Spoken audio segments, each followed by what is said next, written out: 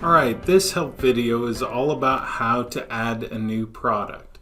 So today I'm going to go to Products and choose Products, and I'm going to add a new product called 5-gallon water. So in my list right here I have all the products that I currently have. I'm going to click Add,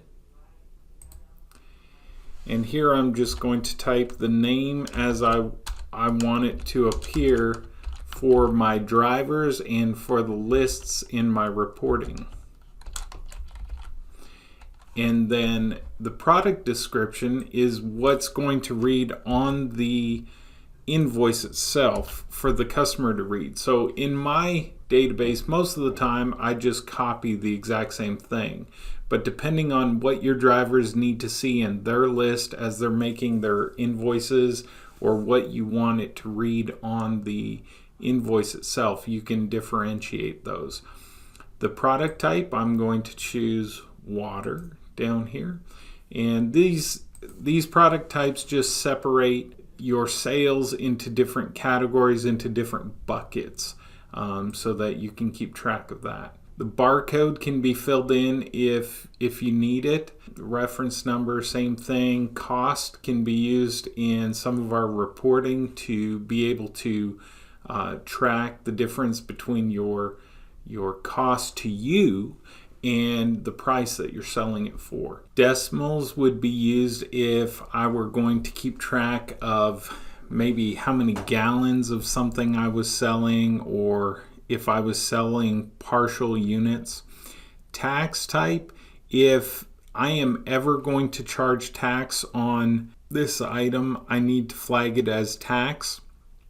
If I choose none, then no one will ever be charged tax on this product. So even if my customer is supposed to pay tax, it would override that and not. So usually you would use that for, let's say, a credit card processing fee or things like that. Down here, this grid is going to track the inventory of this product, so it all stays at zeros.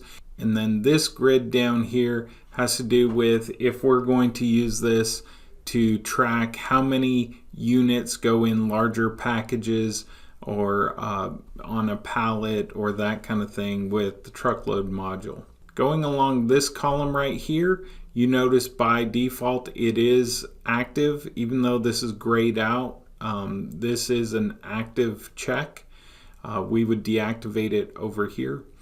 Inventory, if I'm going to track the physical quantities of this product, I would select this checkbox. Dock available has to do with, am I ever going to sell it from the location at the warehouse or at the ice plant? And this would have to do with making invoices for this product on routeman in the office as well. Route available makes this product show up in the list for the drivers to be able to sell it while they're delivering. Use secondary tax. This would have to do with, let's say I had a rental tax that was separate for some of my customers will pay one rate for sales tax and a different rate for rental tax or something like that. You could say this product needs to look at the secondary tax entity, and then I would have to flag those customers as having that correct secondary tax entity. The hotshot available needs to be checked if we're ever going to dispatch hotshots or regular delivery orders to the devices with this product on it. Okay, so after I've gone through this list, then I need to create a price schedule for this product, or choose from the list that already exists of the different price schedules that I have. Now, most of the time, you're going to create an independent price schedule for this product. The only time that you would not is if you have multiple varieties of a product that are identical and always have the same price. They're just different in some small way that you're going to name them differently up here, but the price would always maintain the same. So in this case, because this is my 5-gallon water, I'm going to hit create a price schedule for this product, and it's going to automatically make the name match the product.